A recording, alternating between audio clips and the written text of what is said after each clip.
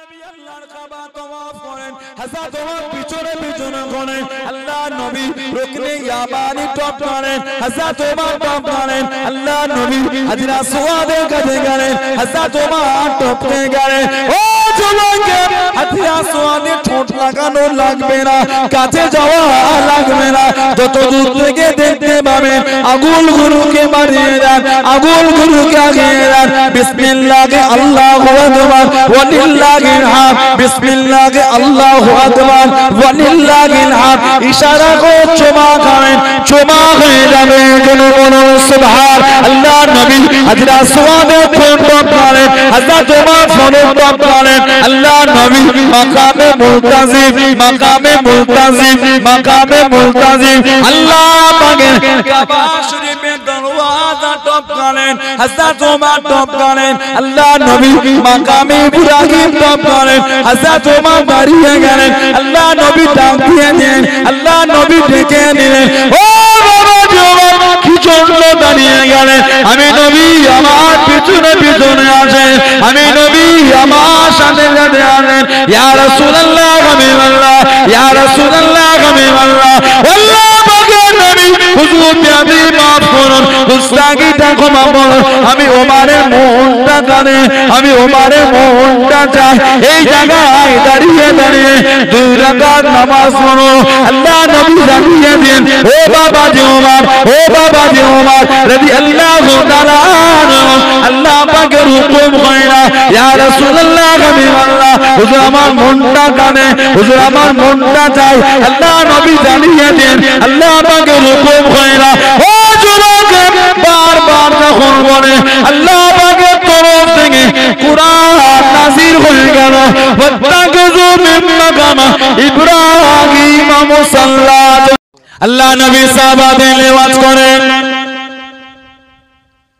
ও যুবক আল্লাহ নবী সাহাবাদের নিয়ে বয়ান করেন, আল্লাহ নবী সাহাবাদের নিয়ে ওয়াজ করেন, আল্লাহ নবী জানিয়ে দেন, আল্লাহ নবী বলে দেন, ও বাবা সাহাবারা আমি রাসূলুল্লাহ গতকাল স্বপ্নের মধ্যে দেখতে পেলাম, আমি নবী গতকাল খবের মধ্যে দেখতে পেলাম। বলা যাবে না।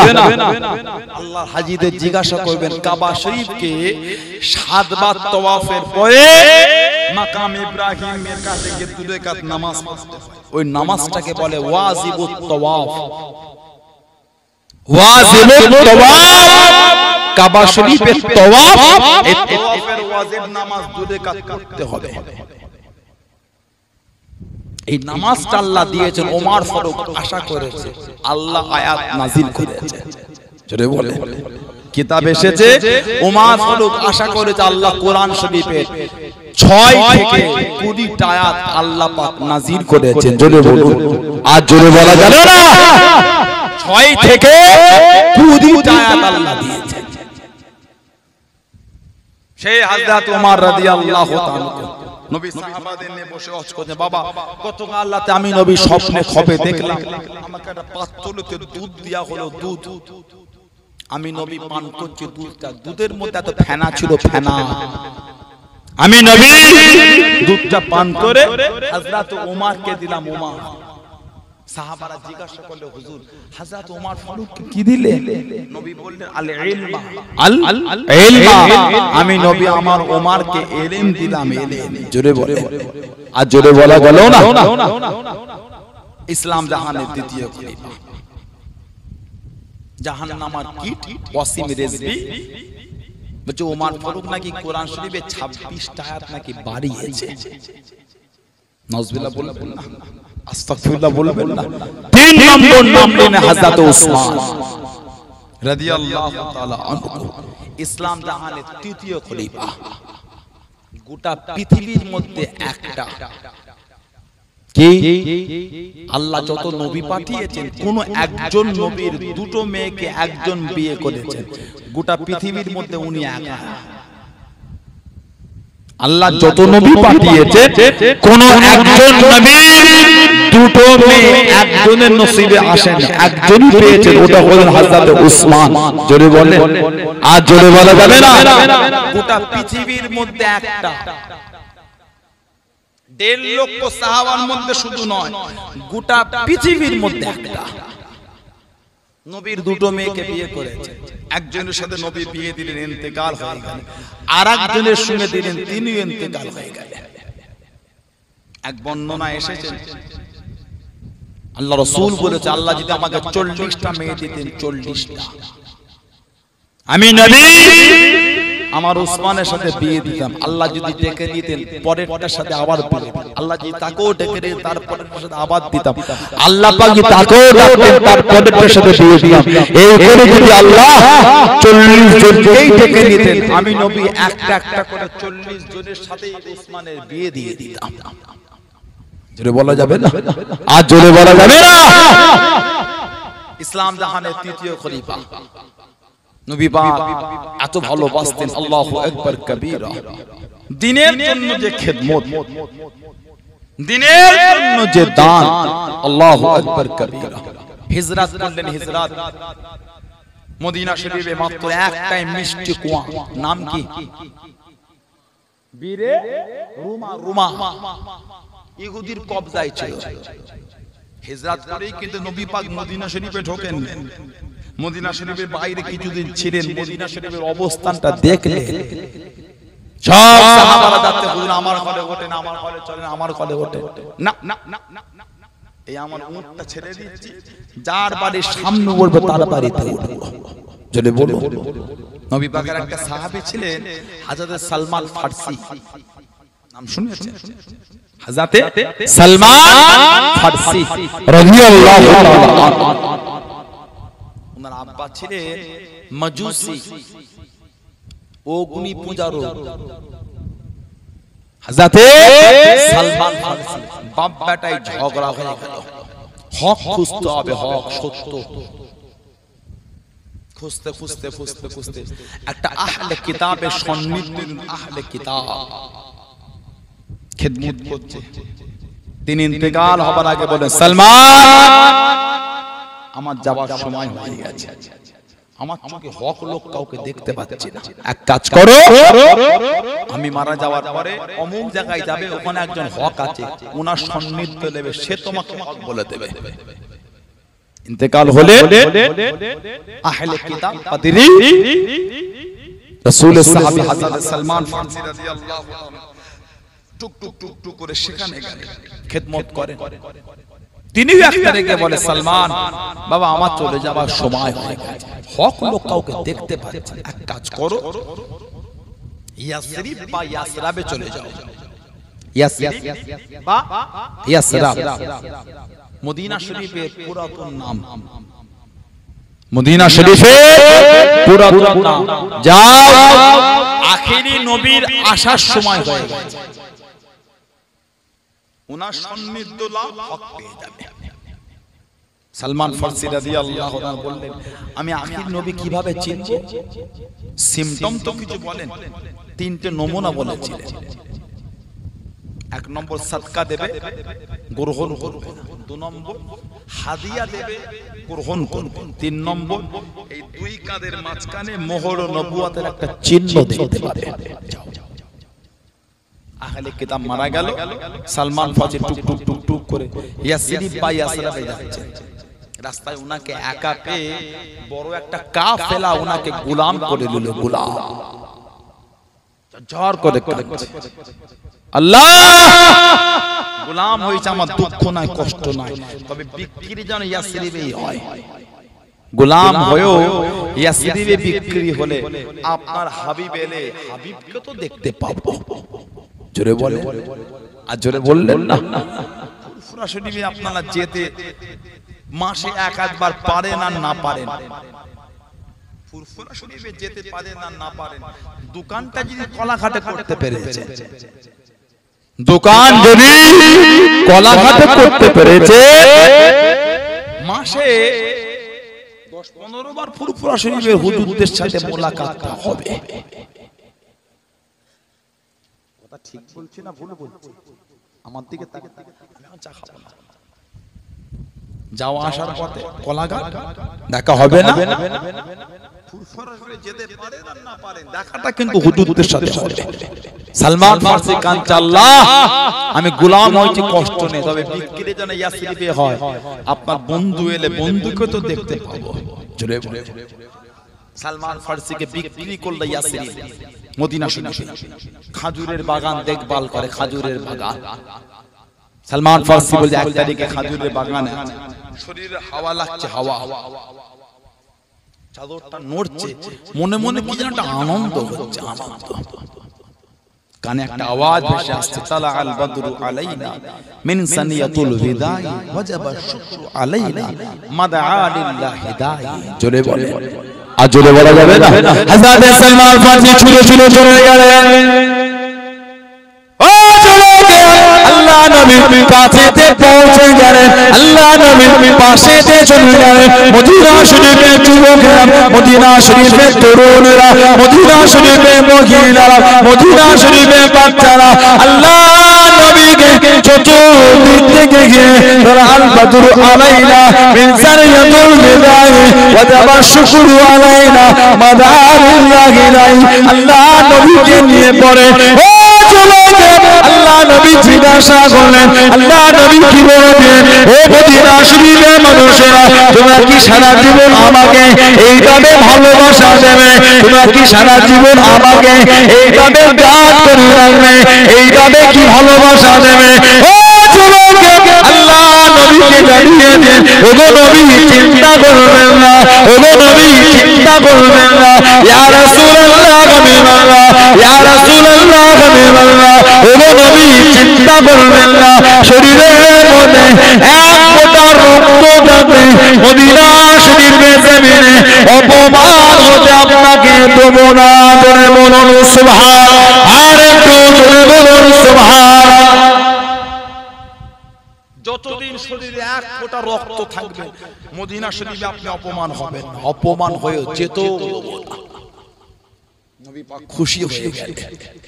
সালমান ফারসি রাদিয়াল্লাহু তাআলা নবী পাকের কাছে গিয়ে খাজুর দিলেন, এটা আমি আপনাকে সাদকা দিলাম, সাদকা। নবী পাক বললেন, আমি নবী, আমার জন্য সাদকা চলে না, ফিরিয়ে নাও, যাও।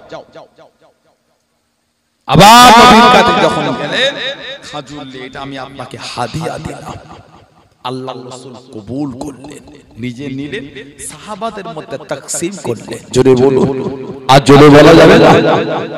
শর্ত ছিল 3টে, মিলেছে 2টো, বাকি আছে একটা, মোহরে নবুয়ত। দেখবেন কি করে মোহর ছেড়ে দেখব কি করে নবী হওয়ার জন্য আর শর্ত লাগে না, তারপরও মনের আশা, যদি মোহর নবুয়তটা দেখতে পেতাম, যদি মোহর নবুয়তটা দেখতাম। সুযোগ হচ্ছে না। হযরত সালমান ফারসি রাদিয়াল্লাহু তাআলা বলেন, 1 তারিখে দেখি নবী পাক আমার খাজুরের বাগানে চলে গেছেন। জোরে বললেন না, আর জোরে বলা গেল না?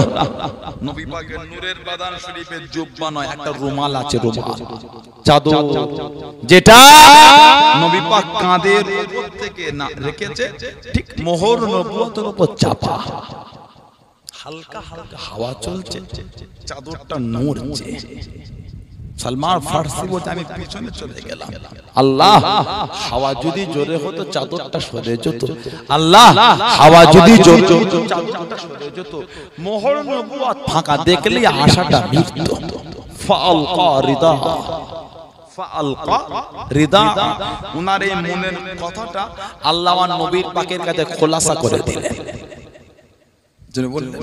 আল্লাহ নবী ডাকিয়ে নিলেন, আল্লাহ নবী ডেকে আনেন, ও হাওয়া আশা কেন করো, বাতাসে আশা কেন করো?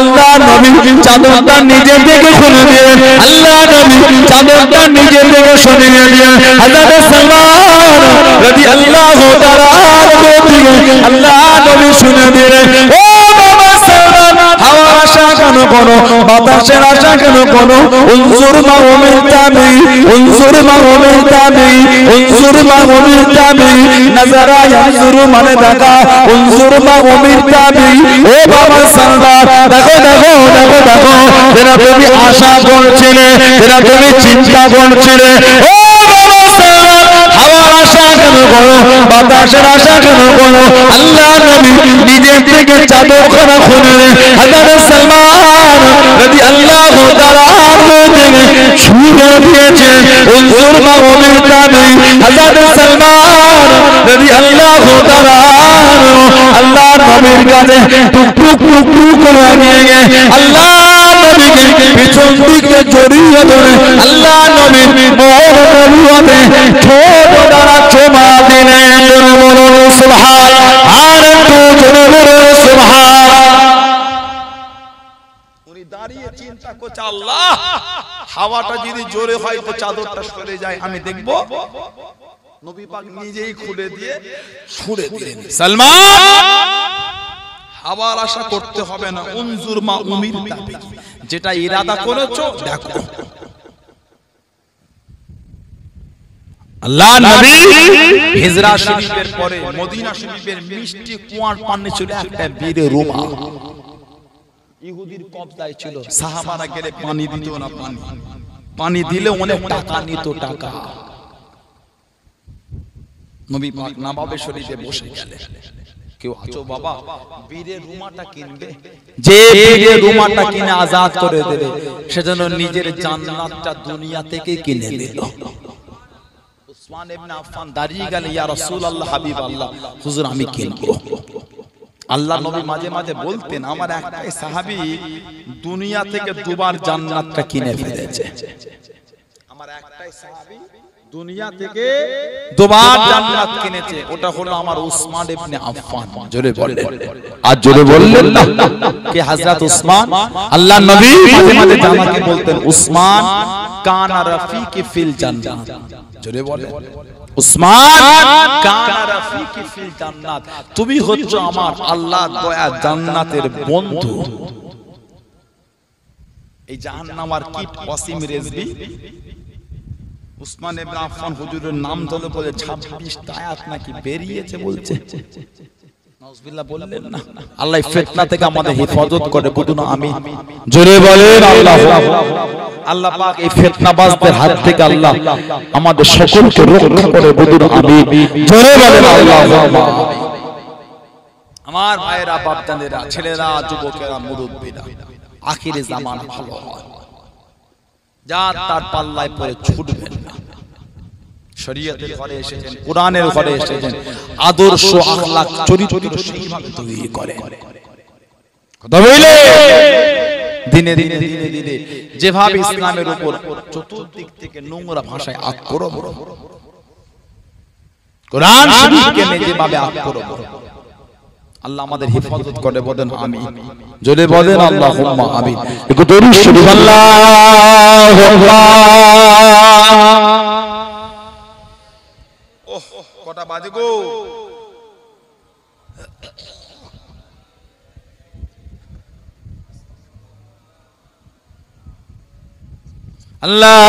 আল্লাহুম্মা সাল্লি আলা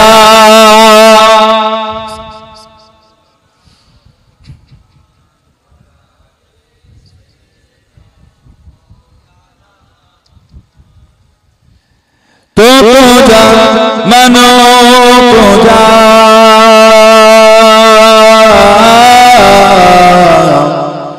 तो को जा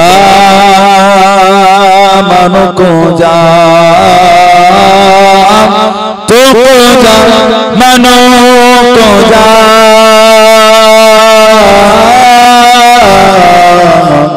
तो को जा मनो को जा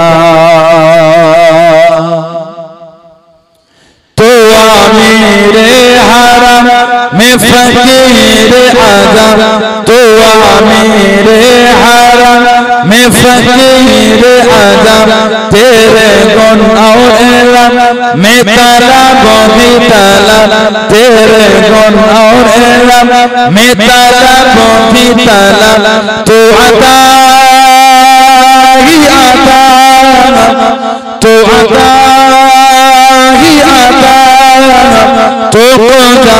मनो को जा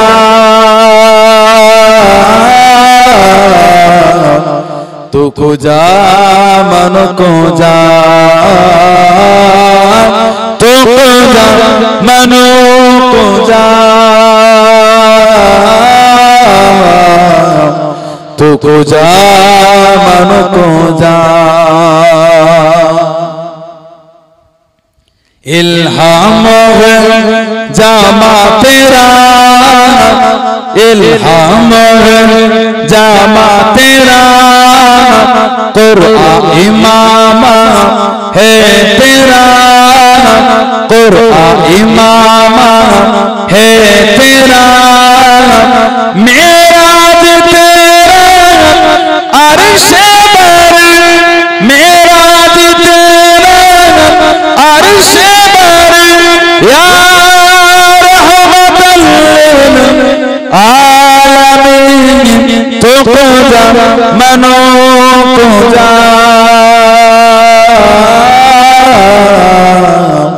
तू को जा मन को जा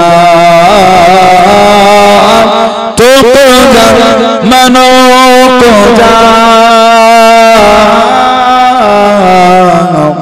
तू को जा मन को जा अल्लाहुम्मा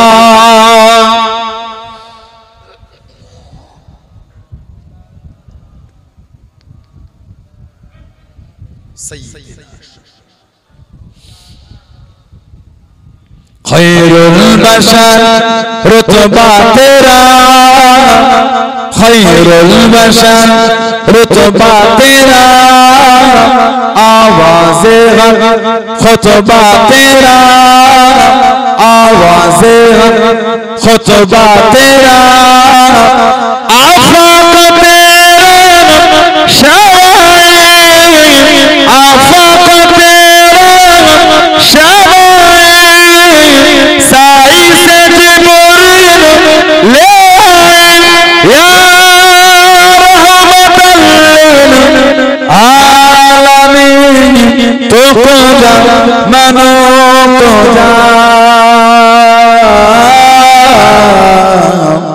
तू को जा मन को जा तू को जा मनो को जा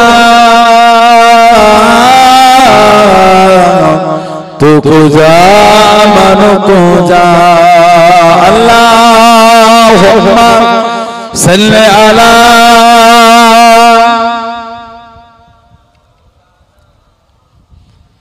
वाला आले सय्यदना कलमे ला इलाहा इल्लल्लाह जोरे जोरे पढ़े ला इलाहा इल्लल्लाह ला इलाहा इल्लल्लाह ला इलाहा इल्लल्लाह ला इलाहा इल्लल्लाह ला इलाहा इल्लल्लाह ला इलाहा इल्लल्लाह ला इलाहा इल्लल्लाह ला इलाहा इल्लल्लाह ला इलाहा इल्लल्लाह ला इलाहा इल्लल्लाह ला इलाहा इल्लल्लाह ला इलाहा इल्लल्लाह ला इलाहा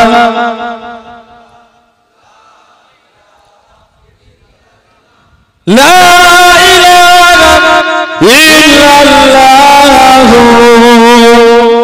मुहम्मदुर रसूलुल्लाह ला इलाहा इल्लल्लाह मुहम्मदुर रसूलुल्लाह अशहदु अल्ला इलाहा इल्लल्लाह वहदहु ला शरीका लहु व अशहदु अन्ना मुहम्मदन अब्दुहु ورسوله اللهم صل على سيدنا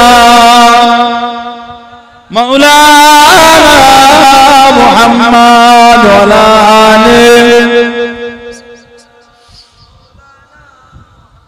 আমার ভাইরা বাপজানেরা ছেলেরা যুবকেরা মুরব্বীরা মায়েরা বোনেরা মেয়েরা মহিলারা মুক্তাসার করুন আল্লাহ পাক যদি কোনোদিন তৌফিক দেন আল্লাহ পাক যদি কোনোদিন কবুল করে দেখা হবে মহব্বত ভালোবাসা সম্পর্ক ঠিক রাখবে কথা বলে ছেলেরা ভাইরা যুবকেরা নামাজি হন নামাজি হন নামাজি হন মা বাপের খেদমত করবে মা বাপকে কষ্ট দেবে নামাজি হন যা জীবনে করেছেন করেছেন আগামী দিনের জন্য ভালো হয়ে যাবে নামাজ ফাঁকি দিও না কঠিন আযাব কঠিন আযাব